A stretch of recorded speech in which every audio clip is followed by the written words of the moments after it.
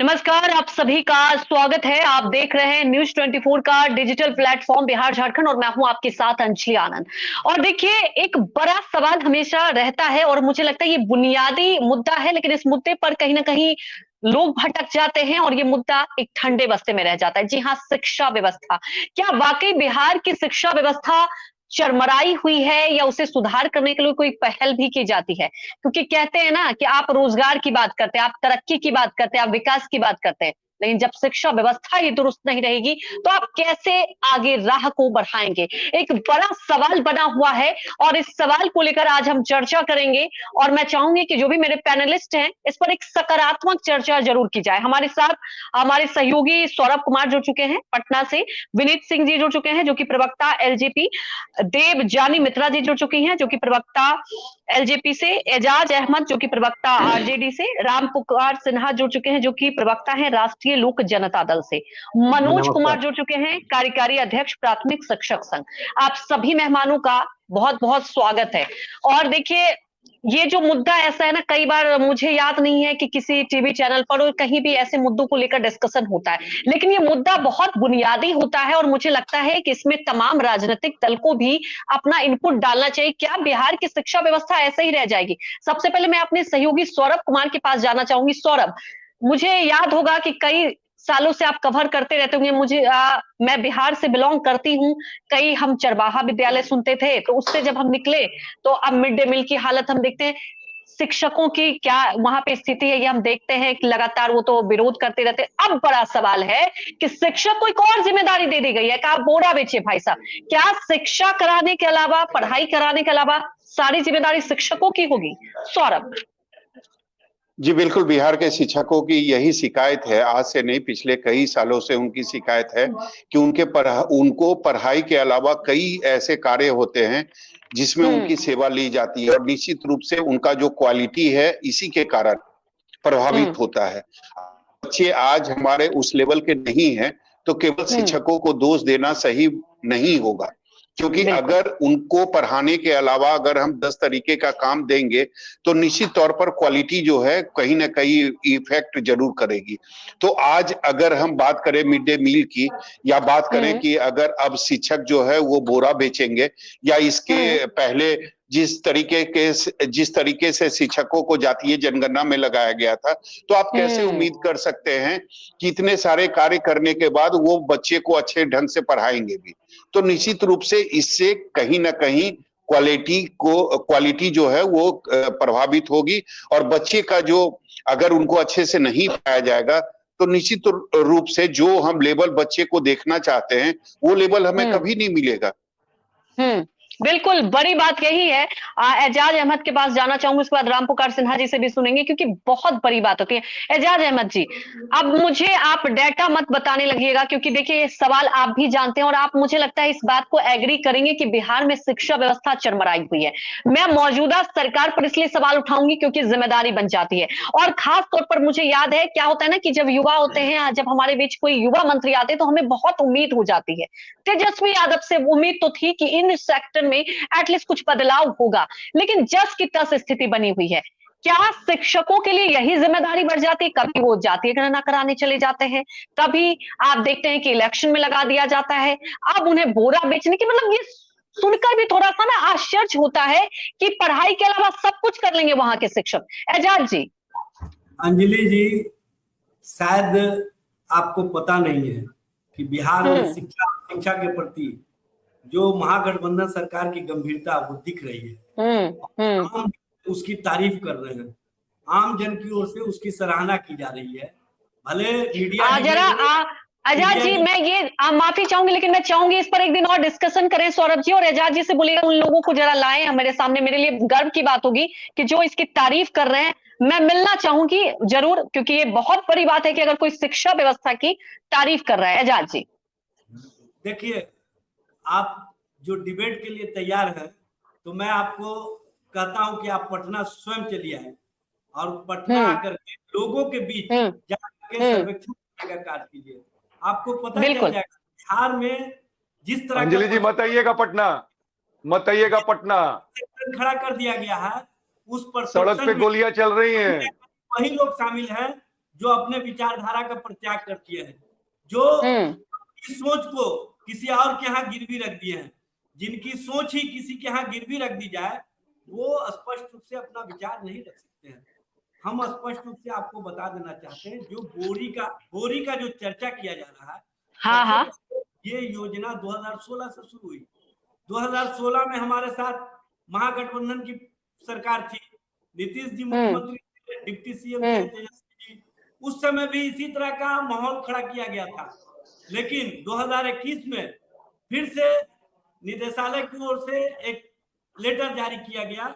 Letter number Ejaz जी, एक तो मैं चाहूंगी थोड़ा सा आपकी वॉल्यूम मुझे कम आ रही है। दूसरी बात एजाज जी, मैं मतलब क्या है ना कि मैं कुछ क्या हुआ मौजूदा सरकार से ये सवाल पूछो। आप टारगेट बढ़ा रहे हैं कि ठीक है इसको, तो शिक्षक की चिंता तो यही रहेगी ना। अच्छा ठीक है, मुझे बोरी बेचना है, अच्छा क्लास व्लास तो हुआ, चल लेते हैं बोरी बेचने के लिए। आपके पास मैं आऊंगी, आप अच्छा ठीक है, आप जवाब दीजिए पहले जी।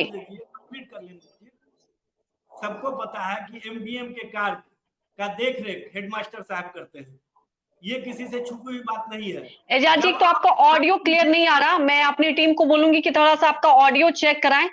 मुझे बहुत कम आ रहा है आपका ऑडियो, मैं आपका जवाब नहीं सुन पा रही हूँ। आपके पास फिर आती हूँ मैं, राम पुकार जी के पास जाऊंगी, उसके बाद मैं देवजानी जी भी कुछ कहना चाह रही हूँ। राम पुकार जी, देखिए बड़ा सवाल है और मुझे ऐसा लगता है ना, मैंने पहले भी कहा था कि इस पर ना आज मैं चाहूंगी कि एक निष्कर्ष निकले, चाहे जो भी राजनीतिक दल हो। अब मैं कह दूंगी कि ठीक है इसके पहले बीजेपी थी, तो इसके पहले ये थे, और सरकार से देखिए सवाल पूछे जाते हैं। जब आप सत्ता में हैं तो इसके लिए तो जिम्मेदारी भी लेंगे। राम पुकार जी, क्या आप ये मानते हैं जैसा कि आजाद जी कह रहे हैं कि पटना आएगा? हालांकि सौरभ आप जरा घुमा के तस्वीरें जरूर भेजिएगा हम लोगों के पास, और मैं भी पटना आऊंगी। राम पुकार जी, क्या आप देख रहे हैं वहां पे बहुत बदलाव? बताइए जरा।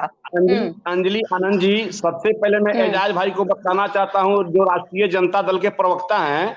आज राम पुकार सिन्हा उनके सामने में राष्ट्रीय लोक जनता दल के प्रवक्ता के रूप में बैठा हुआ है। सबसे पहले राम पुकार सिन्हा एक शिक्षक था, और मैं गांधी जयंती 2 अक्टूबर 2015 को मैंने शिक्षक की पद से इस्तीफा देकर ढाका विधानसभा क्षेत्र से एमएलए का चुनाव लड़ा।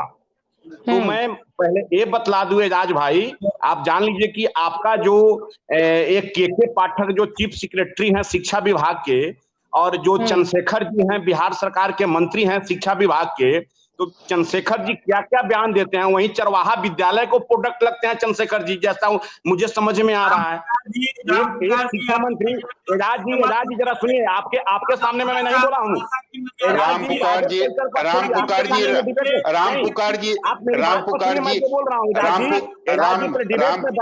डिबेट में बैठते हैं तो एक मर्यादित ढंग से बात में बात। राम पुकार जी, जो सवाल आपसे किया गया है उसका जवाब दीजिए, एक दूसरे पर कटाक्ष मत कीजिए। हाँ सौरभ भाई, मैं यही कहना चाहता हूँ कि आज जो बिहार की स्थिति बनी है, क्या शिक्षकों को अब यही दिन देखने को मिलेगा कि बिहार में जो एमडीएम का खाली बोरा होगा, और उस खाली बोरा को 20 रुपए प्रति बोरा बाजार में जाकर बेचना होगा? क्या बिहार का यही? देखिए, मैं अपने पैनलिस्ट से एक अपील और गुजारिश करती हूँ कि एक एक करके बोले। देखिए क्या होता है ना, हम लोग जनता के लिए यहाँ पे बैठे हैं। एजाज जी भी इस बात से समर्थन देंगे, आप भी देखिए। एजाज जी, सवाल इसलिए पूछ, न्यूज 24 भारत का एक प्रतिष्ठित चैनल है, और देखिए आप दोनों का ऑडियो क्लैप होगा, इसमें कोई आपकी। एजाज जी भी अगर सरकार की कुछ पॉलिसी बताना चाहेंगे तो वो भी हम तक नहीं पहुंच पाएगा। एजाज जी आप अपनी बात रखिए। राम पुकार जी ने जो सवाल किया, जी एजाज जी कुछ कहना चाह रहे हैं आप? एजाज जी क्या रिएक्शन देना चाह रहे हैं आप? देखिए अंजलि जी, सबसे बड़ी बात यह है कि जो ये चरवाहा विद्यालय के कंसेप्ट को किस तरह से प्रस्तुत करते हैं, इनको शायद समझ में नहीं आएगा, क्योंकि चरवाहा विद्यालय कंसेप्ट उनके लिए था। देखिए मैं राम पुकार जी, क्योंकि अभी हम चरवाहा पे, मेरा ये कहना अभी मौजूदा शिक्षा हालात पर हम चर्चा करें तो अच्छा रहेगा। देखिए राम पुकार जी मौजूदा शिक्षा हालत पर चर्चा करेंगे तो अच्छा रहेगा। मनोज कुमार जी से इसका रिएक्शन लेते हैं। मनोज कुमार जी, जो स्थिति में अभी बिहार है, कितना बदलाव हुआ है शिक्षा व्यवस्था में और क्या बदलाव होना चाहिए, मनोज कुमार जी से जरा सुन लेते हैं कि वो एक बेहतर ओपिनियन हम लोगों को दे पाएंगे। उसके बाद मैं पॉलिटिकल रिएक्शन भी लूंगी। पहले मनोज कुमार जी, आप जरा बताएं कि क्या वाकई एक जो शिक्षा व्यवस्था की नींव मजबूत होनी चाहिए वो हुई है? देखिए अंजलि जी, सबसे पहले तो मैं बहुत धन्यवाद देना चाहता हूं आपका चैनल जो है न्यूज 24 कि इसने बहुत ही अच्छे विषय पर, शिक्षा पर आपने परिचर्चा का आयोजन किया है। और इसमें आपने जो बुलाया भी है तो हर एक पार्टी के कद्दावर नेता को आपने बुलाया है और आपने मुझे भी मौका दिया है। तो सबसे पहले तो मैं अपील करना चाहता हूं जो राजनेता हैं, जो समाज के नेता हैं, तो उनसे कि यदि चर्चा शिक्षा पर हो रही हो तो पहले बात को सुननी चाहिए, समझनी चाहिए। ज्यादा राजनीति का विषय शिक्षा नहीं है। और रही बात बिहार के शिक्षा व्यवस्था की, तो मैं ये कहना चाहता हूं कि लालू जी के समय में बिहार में बहाली हुई बीपीएससी से भी, और बिहार में बहाली हुई 1500 पर शिक्षा मित्र की भी। तो दोनों प्रक्रिया चालू था, लेकिन श्री नीतीश कुमार जी ने जो 2006 में लाया, एक जो सर्टिफिकेट लाओ नौकरी पाओ का प्रिंसिपल थे, तो हमारे सभी लोग ट्रेंड थे, काफी समय से बेरोजगार थे, लेकिन उनको नौकरी मिल गई, ये अच्छी बात है। परंतु उसमें कोई क्राइटेरिया नहीं अपनाया उन्होंने, और जो बहाली करने के लिए ये मुखिया प्रमुख आदि को दिया, तो कैसे बहाली हुई हमारे सारे साथी जानते होंगे। इस बात को मैं यहाँ पर कहना नहीं चाहता हूँ। निश्चित तौर पर उसमें गिरावट हुई, लेकिन जब टीईटी सीटीईटी के लोग आने लगे शिक्षक बनकर, तो विद्यालयों में अच्छे शिक्षक की भी कमी नहीं रही। और हम तो विद्यालय में बैठ के आपके सामने बोल रहे हैं कि ये नई जो बहाली प्रक्रिया डोमिसाइल नीति सरकार के द्वारा लाया गया, यह अभी लाने की आवश्यकता नहीं थी, क्योंकि मनोज जी ये ठीक है, बदलाव हुआ है, ये एग्री करते हैं। और लगातार देखिए कहते हैं ना कि बदलाव तो एक नियत है, लेकिन और राज्यों के मुकाबले बिहार कहाँ पीछे। देखिए क्या होता है ना, अक्सर बिहार में क्या देखा जाता है, शिक्षकों के लिए और जिम्मेदारी लाद दी जाती है मनोज कुमार जी, तो उसमें कैसे संभव हो पाएगा कि आप स्टूडेंट पर फोकस करें। देवजानी जी, चाहूंगी कि आप इस पर रिएक्शन दें, और मैं चाहूंगी कि देखिए इसमें हम एक कहते हैं ना कि सकारात्मक कुछ निष्कर्ष आज निकाले, क्योंकि आज आजाद जी भी हैं जो कि हो सकता है इस राय को आगे रखेंगे, और मुझे लगता है कि तेजस्वी यादव जो कि लगातार युवाओं की बात सुनते हैं, सुन पाएंगे इस डिस्कशन के बाद। देवजानी जी, क्या शिक्षकों के ऊपर इतनी अलग से जिम्मेदारी डालना कहां तक उचित है? क्या शिक्षकों के लिए अगर आप इतना एंगेजमेंट रखेंगे तो बच्चों पे कितना फोकस कर पाएंगे? सबसे पहले देखिए हम बोले जी नहीं, देवजानी जी के बाद मनोज जी आपका रिएक्शन। ये सरकार को समझ ही नहीं आता है, क्या कहते हैं, डिग्री, एडुकेशन, लिटरेसी, पढ़ाई लिखाई, सॉफ्ट स्किल, अच्छा बोलना, अच्छा सोचना, अच्छा दिखना, प्रेजेंटेशन, उसके बाद आपका सेल्फ इमेज, ये सब उनको आता ही नहीं है।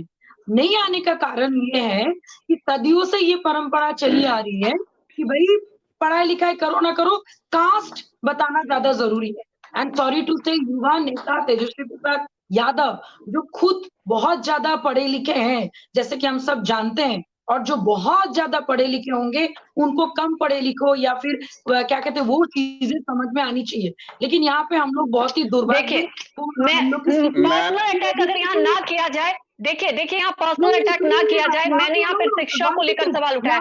विनीत सिंह जी, डॉक्टर विनीत सिंह जी, क्या वाकई हम लोग उस मोड़ पर हैं? क्योंकि देखिए हम जितने बैठे हैं हम सब भी बिहार से हैं, और हम सब चाहते हैं कि हमारी वहां पर शिक्षा व्यवस्था बेहतर हो, क्योंकि देखिए बच्चों को भी अब शिक्षा व्यवस्था के लिए बाहर भेजना पड़ता है, रोजगार के लिए तो हम जाते ही बाहर।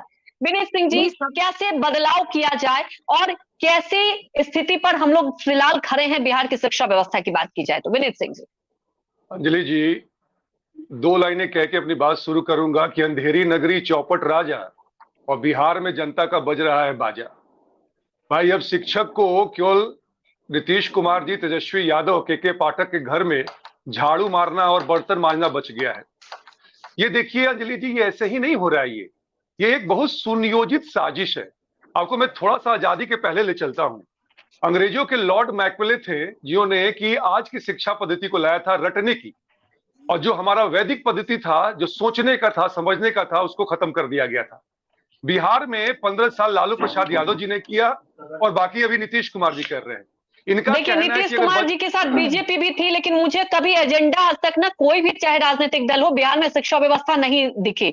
विनीत सिंह जी, और देखिए अभी जो है गठबंधन में सवाल तो मैं उनसे पूछूंगी। विनीत सिंह जी देखिए, इसलिए मैं इस बात को आपको इंटरप्ट की, माफी चाहूंगी, लेकिन क्या है ना कि ये बिल्कुल वाकई बुरा लगता है। आप ये समझिए, दिल कचूटता है कि आज भी हम वही खड़े हैं बिहार में शिक्षा व्यवस्था को लेकर। राजनीति से ऊपर उठ के अगर इस पर हम लोग चर्चा करें तो मुझे लगता है कि कहते हैं ना कि कुछ तो पॉजिटिविटी दिखाई देगी। विनीत सिंह जी। अंजलि जी, मैं प्रोफेसर हूं पटना यूनिवर्सिटी में और मैं ये दर्द समझता हूं। और ये जब दर्द आज का दर्द नहीं है, 1990 का दर्द है कि जब हम लोग छोड़ के दिल्ली गए थे पढ़ने के लिए, क्योंकि बिहार में शिक्षा व्यवस्था उसमें भी ऐसी थी, आज भी वैसे ही है। कहने का मतलब है कि जो सरकार जो भी हो, मैं बीजेपी की बात नहीं करूंगा किसी पार्टी की, मुखिया कौन रहा है, लालू प्रसाद यादव रहे, नीतीश कुमार जी रहे हैं, तो क्या इनको नहीं बनता है क्या? तो ये जानबूझकर ऐसा करते हैं कि बच्चे पढ़े लिखे नहीं, और जो पढ़े लिखे बच्चे हैं वो बाहर चले जाए, ताकि इन जैसों को वोट मिलता रहे, इन जैसे लोग सत्ता में काबिज रहे। इसके अलावा कोई मतलब नहीं इनका बनता है। अब सोच के देखिए अंजलि जी, जो शिक्षक एक एसडीएम को और आईएएस ऑफिसर को बनाता है, चुनाव के समय में उसको परेशानी होती है, जाके अपना कि भैया मेरा ड्यूटी मत डालिए, और हाथ जोड़ के खड़ा रहता है, और डीएम एसडीएम साहब कॉलर उठाए खड़े रहते हैं। ये शिक्षक का तो हाल है बिहार में। तो कहां से? और देवयानी जी की बात तो मैं एक बार में एग्री जरूर करूंगा कि मैम आप खुद अगर पढ़ी लिखी नहीं है तो कैसे दूसरे का हाल समझिएगा कि वो शिक्षक क्या करता है। कभी जातीय गणना में लगाओ, कभी खाना में लगाओ। अब देखिए मैं पर्सनल अटैक नहीं करना चाहती, ऐसे तो हमारे देश के पीएम माननीय प्रधानमंत्री भी, देखिए इस पे मैं इसलिए कह रही हूँ क्योंकि ऐसे में अगर लिस्ट निकालने लग जाऊंगी ना तो तमाम शिक्षक, कई पॉलिटिशियन ऐसे जिनके तो नीति बनाई जा सकती है। एजाज जी से इसका रिएक्शन लेते हैं। एजाज जी देखिए, आरोप तो लगेंगे और सवाल भी उठेंगे। यहाँ पर विनीत सिंह जी भी सवाल उठा रहे हैं और देवयानी जी भी, क्योंकि सवाल इसलिए उठेंगे क्योंकि नीति दिखाई नहीं देती। आप लोगों के लिए जातीय गणना कराना इतना महत्वपूर्ण, उसमें तो बड़ी जल्दबाजी दिख जाती है, उसमें भी आप लोग शिक्षक को बिजी कर देते हैं। क्या कभी शिक्षा व्यवस्था को लेकर चिंता किया गया, कभी मंथन किया गया इस मौजूदा सरकार में? अंजलि जी, जो जातीय गणना हो रही है ये सबको पता है कि हम अधिकार देने के लिए, हक देने के लिए करा रहे हैं, और किसी को आप अधिकार देने के प्रति अगर सजग हैं, आपकी सोच है तो इसका कीजिए, लेकिन शिक्षा व्यवस्था को चरमरा के क्यों कर रहे हैं ना? शिक्षा व्यवस्था को दुरुस्त रखिए, साथ में पैरेलल कीजिए। जी अंजलि जी, आप गलत बात बोल रही हैं। ये लगातार पहले से चलते रहा है और इसके लिए कोई अलग से कार्य नहीं होते थे। जो वर्ष में जनगणना होती थी उसमें यही शिक्षक लोग कराए जाते थे, तब तो कोई सवाल नहीं खड़ा करते थे। क्योंकि जातीय गणना हो रही है इसलिए सबके पेट में दर्द हो रहा है, और पेट में दर्द होने का कारण ये है। अब बोरा बेचने के लिए भी टारगेट दे दिया गया, अब बोरा बेचने के लिए टारगेट दे दिया गया। सौरभ क्या होता है ना, एजाज जी का पहली पूरी बात हम सुन लेते हैं, उसके बाद सौरभ जी। एजाज जी, जो हम शोषितों, वंचितों, पिछड़ों, अति पिछड़ों, जो कमेरे वर्ग हैं, जो झोपड़ियों में रहने वाले हैं, जो पूरी तरह से उपेक्षित रहे हैं, वो समझ गई मैं। आप वो जातीय गणना पे हम समझ गए, आप लोग बहुत ज्यादा समाज में बदलाव चाहते। मुझे शिक्षा व्यवस्था पर जवाब चाहिए एजाज जी। मुझे शिक्षा व्यवस्था, जो मैंने सवाल पूछा उस पर आप बताइए। और कास्ट के ऊपर बात करना से बात नहीं होगी ना, एजुकेशन रिलेटेड बात करें ना। सरकार ने लाया है, क्यों जरूरत है स्कूल में पढ़ाई? देवयानी जी आप शांत हो जाइए, उनको बोलने दीजिए। आपको कहीं ना कहीं तोड़ मरोड़ के प्रस्तुत किया जाएगा, उसका वर्तमान बहुत ही खराब होगा, ये बात सोच लेना चाहिए। और केंद्र सरकार जो नीति, नई शिक्षा नीति लाई है, ये गरीबों के हित में नहीं है। गरीब के बच्चे कैसे अफोर्ड करेंगे इतनी महंगी शिक्षा? गरीब के बच्चों को कहां से शिक्षा मिल पाएगा? एजाज जी, मेरा सवाल ये है कि क्या, एक बार आप सवाल सुन लीजिए, मुझे लगता है ना कि डायरेक्शन सही रहे। एजाज जी, जरूर बोलूंगी, यही पे आपको एजाज जी, कम पढ़ती एजाज जी आप मेरा अगर सवाल सुन ले तो मुझे लगता है बेहतर, आप एक बार मेरा सवाल सुनिए, पहले सवाल सुनिए। एजाज जी, बोरा बेचने की जिम्मेदारी फिर से लाद दी गई है शिक्षकों को, तो शिक्षकों के लिए कितना आसान रहेगा बच्चों को एजुकेशन देना। आप इस पर मुझे बताइए एजाज जी। देखिए, पूरे देश भर में जो शिक्षक हैं वो चुनाव कार्यों में लगे रहते हैं, वोटर लिस्ट बनाने में लगे रहते हैं। पूरे देश का डेटा आप ला करके दे दीजिए। आप किसी भी राज्य के शिक्षकों के बारे में स्पष्ट कर दीजिए कि ये शिक्षक वहां ये कार्य नहीं कर रहे हैं, तब मैं मानूंगा कि हाँ आप बाकी सारे स्टेट में डेवलपमेंट है, बिहार में डेवलपमेंट नहीं है। वहां शिक्षकों की संख्या, अब मैं अगर आप डाटा करें तो मैं शिक्षकों की संख्या का भी डाटा दे दूंगी। तो देखिए एजाज जी ये तो गलत हो जाता है ना कि फिर अपनी जिम्मेदारी। बिल्कुल देवजानी जी, एजाज जी को आज एजाज जी कहते हैं ना, बिल्कुल एजाज जी आज आप अपनी बातों में ही फंस जा रहे हैं ना। एजाज जी देखिए, आप क्लियर ही नहीं कर रहे एजेंडा कि आप लोग शिक्षा के लिए क्या कदम उठा रहे हैं। ये एजेंडा क्लियर कीजिए ना आप, क्योंकि हमारे तमाम व्यूअर भी सुन रहे हैं, वो भी जानना चाहते हैं कि ठीक है मौजूदा सरकार हमारे लिए क्या प्लान कर रही है। एजाज जी की बहाली करने जा रहे हैं, ये क्वालिटी एजुकेशन के तरफ हमारा जो सोच है वो स्पष्ट रूप से है, ये पता आपको भी है, सबको है। और हम स्पष्ट रूप से जनता और जनता के हितों के लिए काम कर रहे हैं, जन सरकार के मुद्दे पर काम कर रहे हैं। हम कोई एजेंडा के तहत काम नहीं करते हैं। एजेंडे वाले लोग जो एजेंडा चला रहे हैं वो देश और देश के हित में नहीं है, ये सबको समझना चाहिए। ठीक है सौरभ यहाँ पे ना आप लोग करते हैं काम, लोगों को पीटने का काम करते हैं, टीचर्स को मारते हैं, छात्रों को मारते हैं, सबको मारते हैं। सौरभ देखिए क्या है ना कि शिक्षा एक ऐसी व्यवस्था है ना, कहते हैं ना कि आपको याद होगा कि कहते हैं कि किसी राज्य का और कहीं भी तभी डेवलपमेंट होगा जहां पर शिक्षा रहेगी। और ये बात देखिए सबको पता है, लेकिन क्या है ना कि इसके लिए सरकार के पास वक्त नहीं है ना सोचने के लिए। एजाज जी ने मुझे बहुत सारे पॉइंट गिनवा दिए, लेकिन ये मुझे समझ में नहीं आया कि आखिर शिक्षा व्यवस्था जो वहां पर चरमराई हुई है उसके लिए कोई एजेंडा है भी सरकार के पास या नहीं। एजाज जी की मजबूरी है, क्या करे सौरभ। जी बिल्कुल इसके बाद सौरभ जी बिल्कुल, मैं आपको बताना चाहूंगा कि शुरू से अगर आप देखें तो नीतीश कुमार की जब से सरकार बनी है 2005 से, मैं आपको बताना चाहता हूं कि शिक्षा विभाग को लेकर या स्वास्थ्य विभाग को लेकर कोई बड़ी रणनीति कभी नहीं बनाई गई, ना ही कोई रोड मैप लाया गया। आज भी अगर आप शिक्षा देखेंगे 18 सालों के बाद भी, तो आज भी बिहार का शिक्षा वही खड़ा है जहां जो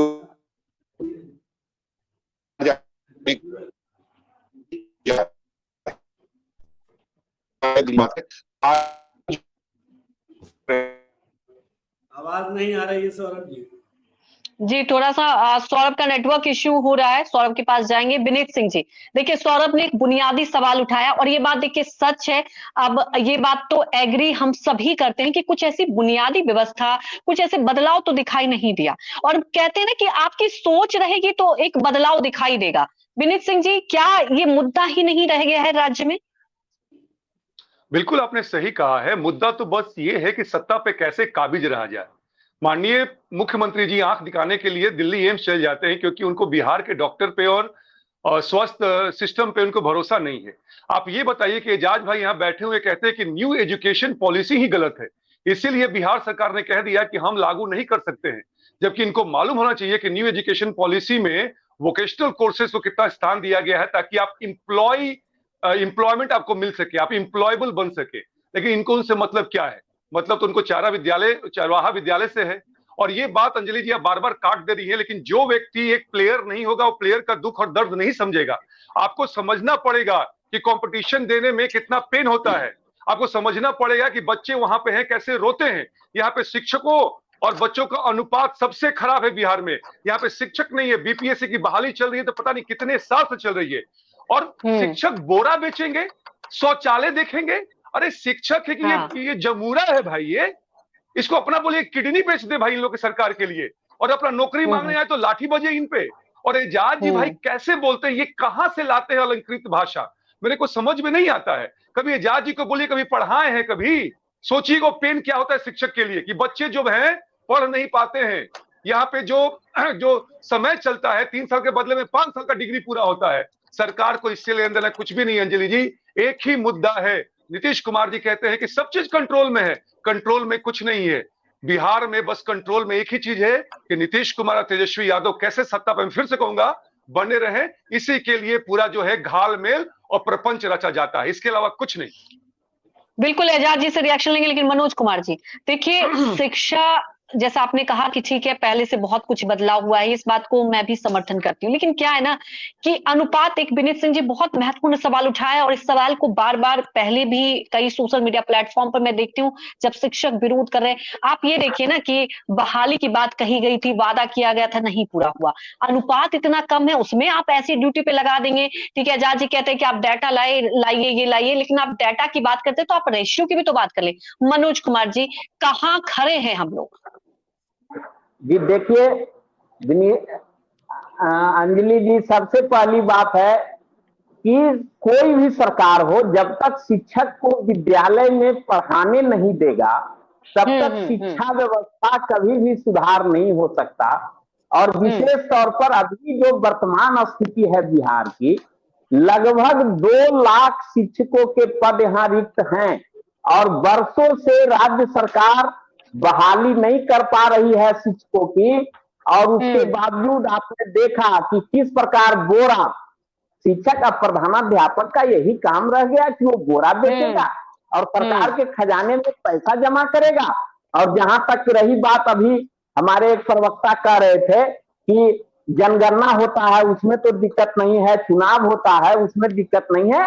उन्होंने शिक्षा का अधिकार अधिनियम नहीं पढ़ा है। सबसे पहले जब शिक्षा विभाग में किसी मामले पर डिबेट हो तो जानकारी प्रवक्ताओं को रखनी चाहिए। अधिनियम में 3 चीज पर ही छूट दिया गया है, जाति आधारित जनगणना पर, चुनाव कार्य में चुनाव के दिन और आपदा में। तो आपका ये जाति आधारित गणना तो एक गैर शैक्षणिक कार्य है बिल्कुल। और इसमें तो हमारे अपर मुख्य सचिव श्री पाठक जी ने पत्र निकाल दिया कि शिक्षक जो है विद्यालय करके और उसके बाद इसको करेंगे। तो साहब आप उसके बावजूद, हमारे अपर मुख्य सचिव के इस आदेश के बावजूद आप देखिए नहीं गए विद्यालय अवधि में, तो 35 शिक्षकों को यहाँ दनियामा में पटना डीएम ने शोक आउट पूछा है कि 24 घंटे के अंदर आप जवाब दीजिए कि क्यों नहीं आप पर कार्रवाई की जाए।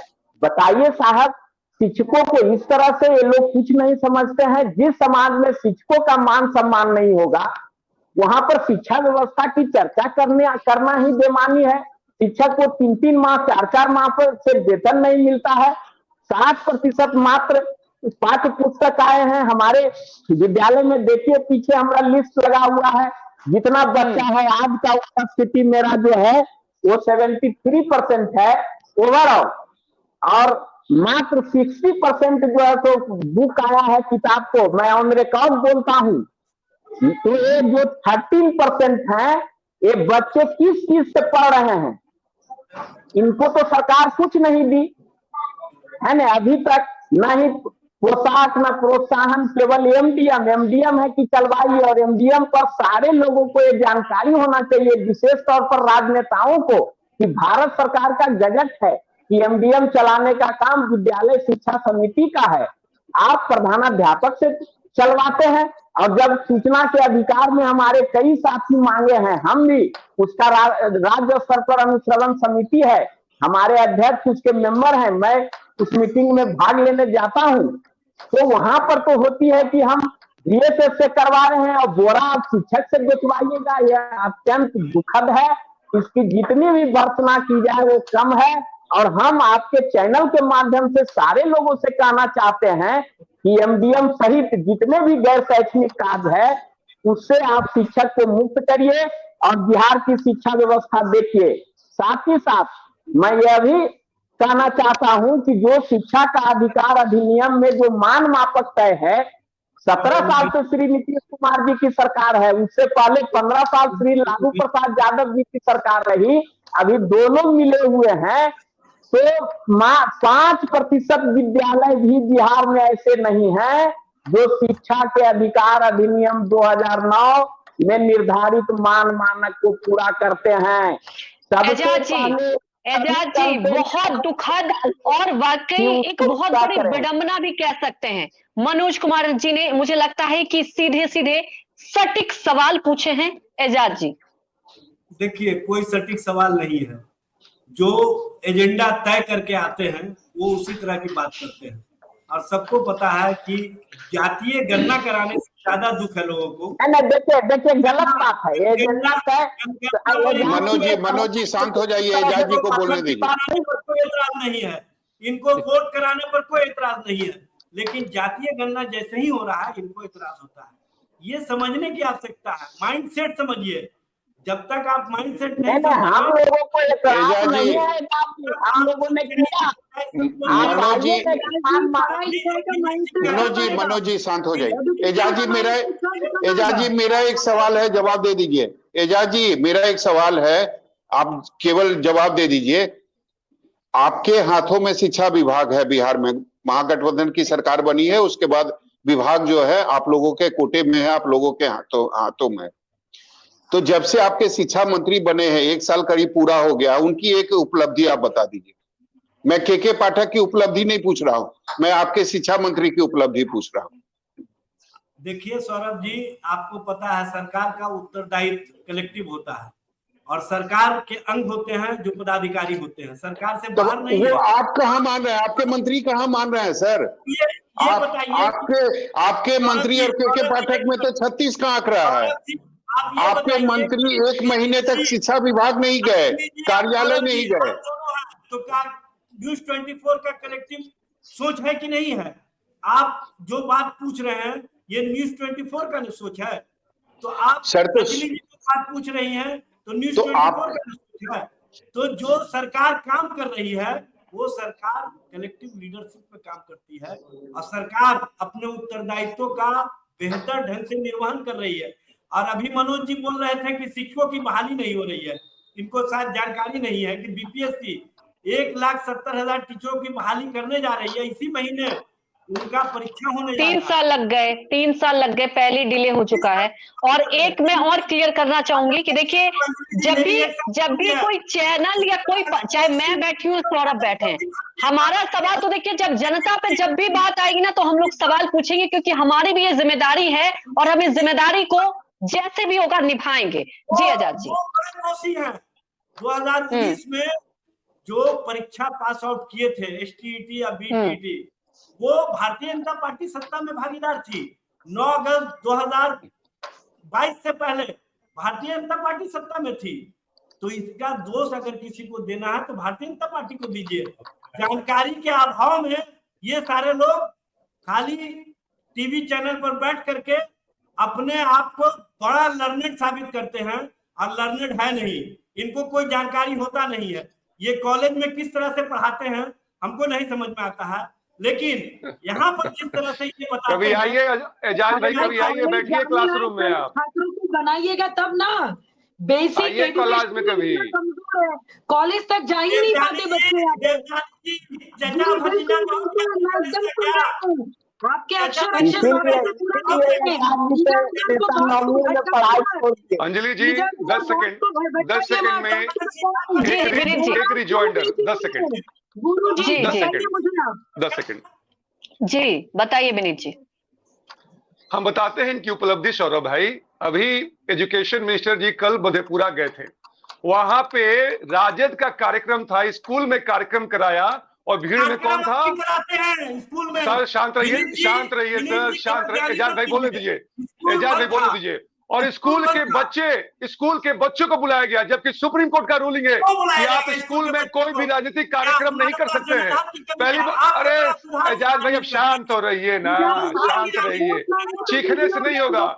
और अंजलि जी सत्ता में किसी के देश पर खड़े, हमारा अपना देश है, हम किसी का आपका देश है, आप देश मानते कहाँ है? आप देश मानते कहाँ है? किसी को अंजलि जी बसला, अंजलि जी आखिरी बात, साल भर से सत्ता में है, बार बार बीजेपी को दोष देंगे। 2 लाइनें कहूंगा, अरे भैया कुर्सी है तुम्हारी, अर्थी नहीं कुछ होता है तो उतर क्यों नहीं जाते? दूसरे को मौका दो ना भाई। लेकिन बैठे रहेंगे, मलाई खाएंगे। 9 बरस में क्या किए हैं? बात यहाँ का होगा, ले जाएंगे वहां पे, बात कीजिएगा ईद घाट, बात करेंगे पीर घाट। देवजानी जी अपनी बात रखिए जी। वो रिलीजियस गुरु है, रिलीजियस गुरु है हमारे एक एक करके एजाज जी, एक एक करके जी। एजाज जी क्या कह रहे हैं? फिर राम पुकार जी भी कुछ कहना चाह रहे हैं बहुत देर से। राम पुकार जी जी। देखिए, डॉक्टर विनीत भाई और एजाज जी और देवजानी मिश्रा जी और हमारे शिक्षक के मनोज भाई, देखिए बिहार में गुणवत्तापूर्ण शिक्षा क्वालिटी एजुकेशन मदन मोहन झा मुचकुंद दुबे आयोग के समय जो लागू हुआ था, संजोग से वो लागू नहीं हो पाया। मुचकुंद दुबे आयोग बनी हुई थी कॉमन एजुकेशन प्रणाली के लिए, समान शिक्षा के लिए। अगर आज बिहार में समान शिक्षा प्रणाली लागू हो गया होता तो आज बिहार के शिक्षकों को चावल का बोरा बेचने का आदेश बिहार के चीफ सेक्रेटरी के पाठक नहीं करते। इसलिए बिहार में गुणवत्तापूर्ण शिक्षा के लिए सबसे पहले जरूरी है कि क्वालिटी एजुकेशन, जो हमारा एजुकेशन का जो नीति है उसको पहले निर्धारित करना होगा। आज हमारे शिक्षक अब पशु गणना करते हैं, आज हमारे सरकार की जितनी काम है सभी शिक्षक ही करेंगे, तो फिर बिहार में शिक्षा व्यवस्था कैसे सुधरेगा? आज हम लोग प्राथमिक विद्यालय में पढ़ाए हुए हैं, प्राथमिक विद्यालय के बच्चे कैसे पढ़ने जाते हैं, जो गांव गंवई के बच्चे होते हैं वो जाते हैं और उनको कितना शिक्षा मिलता है। आज सरकारी विद्यालय में कोई भी IAS, IPS, BDO, CO, DO, कोई भी पदाधिकारी है, किसी पदाधिकारी का बेटा किसी सरकारी विद्यालय में पढ़ने जाता है क्या? मैं पूछना चाहता हूं एजाज भाई से, या किसी बड़े राजनेता का भी कोई बेटा, मैं खुलेआम बोलता हूं, किसी सरकारी विद्यालय में पढ़ने जाता है क्या? राम पुकार जी, लेकिन आपका बेटा जाता है क्या? उपेंद्र कुशवाहा बिल्कुल मेरा जाता है क्या? एजाज भाई राजकीय प्राथमिक विद्यालय कवैया, सुनिए मैं डाटा देता हूं, डाटा से मैं बात करता हूं आपसे। राजकीय प्राथमिक विद्यालय कवैया में 1 से लेके 4th क्लास तक मेरा बेटा प्रिय रंजन पुकार, नोट कीजिए, प्रिय रंजन पुकार, राजकीय प्राथमिक विद्यालय कवैया, प्रखंड घोड़ासहन, जिला पूर्वी चंपारण में पढ़ के बाद वहां से केंद्रीय विद्यालय में गया।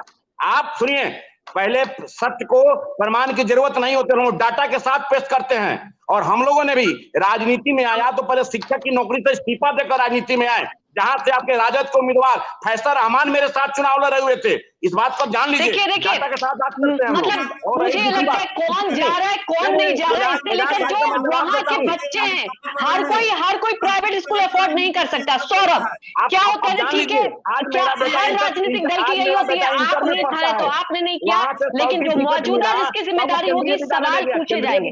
राम पुकार जी एक सेकेंड, बड़ी बात जी, एजाज जी, राजद के जो इनका मनोवृत्ति मैं जवाब दे रहा हूँ, आप पहले जानिए। राम पुकार जी ठीक है, मैं समझ गई, लेकिन बड़ा मुद्दा यह है कि क्या वाकई शिक्षा व्यवस्था के लिए कोई चिंतित है भी, ये नहीं कि मुझे दिखाई नहीं दे रहा। सौरभ, सवाल ये उठता है कि अब एक नई जिम्मेदारी मिल गई है शिक्षकों को बोरा बेचने की, तो ये उचित है, इससे व्यवस्था बहुत बेहतर हो पाएगा? आप जरा बताइए सौरभ। जी बिल्कुल अंजलि, सबसे बड़ी बात है कि ये आज का आदेश नहीं है, ये बोरा बेचने का जो आदेश है ये काफी सालों से चलता आ रहा है। और मुझे याद है कि 5-6 साल पहले जब सरकार ने यह आदेश जारी किया था कि अब जो शिक्षक हैं वो बोरा बेचेंगे, मिड डे मील का जो खाना आएगा, जो अनाज आएगा, उसके जो खाली बोरा होंगे वो शिक्षकों की जिम्मेदारी होगी बेचने की। तो उसके बाद एक वीडियो बिहार में वायरल हुआ था जिसमें शिक्षक जो है वो काफी सारा बोरा लेकर वो चौराहे पर खड़े हैं और वो कह रहे हैं कि 10 रुपया में बोरा ले लो, 10 रुपया में बोरा ले लो। तो ये सरकार को काफी बुरा लगा था और उस शिक्षक पर कार्रवाई भी की गई थी। तो सच्चाई यही है बिहार सरकार की, एक तरफ आप आदेश जारी करते हैं और वही शिक्षक जब चौराहे पर खड़ा होकर बोरा बेचते हैं तब आपको बुरा लगता है, क्योंकि ये आदेश ही गलत है। तो वही मैं कहना चाह रहा हूं कि बिहार का शिक्षा व्यवस्था जहां पहले खड़ा था वहां आज भी खड़ा है, सुधार कुछ भी नहीं हुआ है। सुधार के नाम पर कई सारे भवन जरूर स्कूल में बनाए गए हैं और कुछ जो हाई स्कूल था उसको अपग्रेड किया गया, +2 तक कर दिया गया, लेकिन जो शिक्षकों की कमी थी वो आज भी है। और शिक्षकों में आप ये समझ लीजिए कि जिस स्कूल में 3 तरह के शिक्षक होंगे वहां आप क्वालिटी की उम्मीद कैसे कर सकते हैं?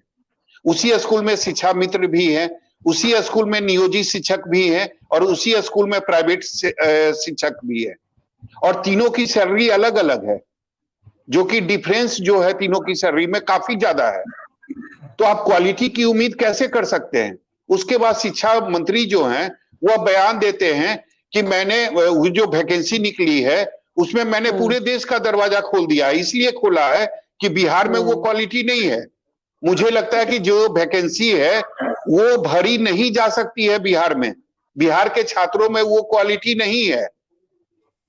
तो एक तरफ आप मतलब पूरे बिहार के छात्रों का अपमान कर रहे हैं, दूसरी तरफ आप क्वालिटी की उम्मीद कर रहे हैं, और तीसरी तरफ आप उन शिक्षकों को कई अतिरिक्त बोझ भी दे रहे हैं। तो क्वालिटी कहां से आएगी, सुधार कहां से होगा? एजाज जी, कहां से होगा सुधार? और मैं आखिरी वक्त की कमी है एजाज जी, एक पॉजिटिव रिएक्शन मैं चाहती हूँ। किसने क्या किया, अब आगे क्या करेगी सरकार? जी, शिक्षकों को बोरा बेचने की जिम्मेवारी नहीं है। जो एमडीएम के चावल खरीदने के जिनको जिम्मेवारी है, जो अनाज खरीदने की जिनको जिम्मेवारी है, उन्हीं को जिम्मेवारी है कि पारदर्शिता लाने के लिए आपको बोरा बेचना होगा और ये बताना होगा कि कितनी बोरी यहाँ पर खर्च हुए अनाज और कितने बोरी मतलब आपने बेचा। इसका मिलान करने के लिए आप पारदर्शिता को भी राजनीति के अंकुश कहीं ना कहीं अंकगणित से देखते हैं, तो ये स्पष्ट रूप से समझ में आता है कि किस तरह की बात की जा रही है। और यहाँ पर पूरे टीचरों की कहाँ बात है? हेडमास्टर तो हमेशा मॉनिटरिंग करते रहे हैं और ये आज से नहीं कर रहे हैं, और इसको जिस तरह से मुद्दा बनाया जा रहा है, ये कहीं ना कहीं बिहार में हम जो गुणवत्ता शिक्षा की ओर बढ़े हैं, जिस तरह से क्वालिटी एजुकेशन और क्वालिटी टीचर की बहाली की जा रही है, उससे ध्यान भटकाने के लिए इस तरह की राजनीति भारतीय जनता पार्टी के एजेंडे के तहत शुरू की गई है। जबकि भारतीय जनता पार्टी जब सत्ता में थी तब भी बोरी बेचे जाते थे, लेकिन इस पर कोई हाय तौबा नहीं मचाया जाता। सौरभ ने अभी तो बताया हकीकत की हाय तौबा तो पहले भी मची थी। और देखिए एजाज जी, मुझे उम्मीद थी अंजलि जी, अभी मनोज बैठे हुए शिक्षक नेता हैं, किसी स्कूल के हेडमास्टर के कुर्सी पर बैठे हुए हैं, किसकी अनुमति से बैठे हैं? जो डिबेट में भाग ले रहे हैं, ये प्रशासनिक अनुमति इनको मिली है वहां पर डिबेट में बैठने के लिए? ये उन पर कार्रवाई कर दीजिए एजाज जी, उन पर कार्रवाई कर दीजिए। क्यों बैठ कर, क्यों आपके शिक्षा विभाग की असलियत को क्यों कैमरे पर रख रहे हैं? उन पर कार्रवाई कर दीजिए, आपकी सरकार है एजाज जी, उन पर कार्रवाई होनी चाहिए। क्यों वो सच्चाई बयान कर रहे हैं कैमरे पर आकर? यह स्पष्ट रूप से दिख रहा है। एजाज जी, उन पर कार्रवाई कर दीजिए। विडंबना है। आप देखिए सौरभ, कितनी बड़ी विडंबना है कि अगर सच्चाई कोई उजागर कर रहा है तो देखिए इनडायरेक्टली वे में क्या कुछ कहा जा रहा है। लेकिन मुझे उम्मीद थी एजाज जी मुझे अंत में एक कोई सॉल्यूशन बताएंगे कि ठीक है अब सरकार का ये एजेंडा है, लेकिन मुझे कोई रणनीति दिखाई नहीं दी। जैसा कि पहले ही आपने सौरभ कहा था कि चाहे इसके पहले जो भी सरकार रही, लेकिन मुख्यमंत्री तो नीतीश कुमार रहे, इसके पहले जब लालू जी भी थे, हालात मुझे यही दिखाई दिए और उम्मीद कर रही थी कि कुछ आज निकल कर आएगा। लेकिन एजाज जी, तेजस्वी यादव से युवाओं को बहुत उम्मीद है, ये मैं आपको दावे के साथ कह सकती हूँ। उम्मीद करेंगे कि शायद इस व्यवस्था को सुचारू किया जाएगा। बहुत बहुत शुक्रिया आप सभी का। सौरभ शुक्रिया, एजाज जी आपका भी शुक्रिया, विनीत जी शुक्रिया, देवजानी जी शुक्रिया, राम पुकार जी शुक्रिया, मनोज कुमार जी बहुत बहुत शुक्रिया। एक बड़ा सवाल हमेशा बना रहेगा, डिस्कशन होता है लेकिन कंक्लूजन नहीं दिखाई देता है मुझे कि वाकई बिहार की शिक्षा व्यवस्था कैसे दुरुस्त हो पाएगी। आप सुनकर आश्चर्य कर रहे होंगे कि अब जिम्मेदारी दी गई है बोरा बेचने की। बोरा पहले भी बेच रहे थे, अब टारगेट बढ़ा दिया गया है। तो टारगेट कभी शिक्षा व्यवस्था में भी टारगेट दिया जाता है कि आपका एजुकेशन क्वालिटी ये होता तो बेहतर होता। अब देखते हैं कि इस पर वाकई सरकार गंभीर हो भी पाएगी या नहीं। फिलहाल हमारे साथ जुड़ने के लिए आप सबका बहुत बहुत शुक्रिया।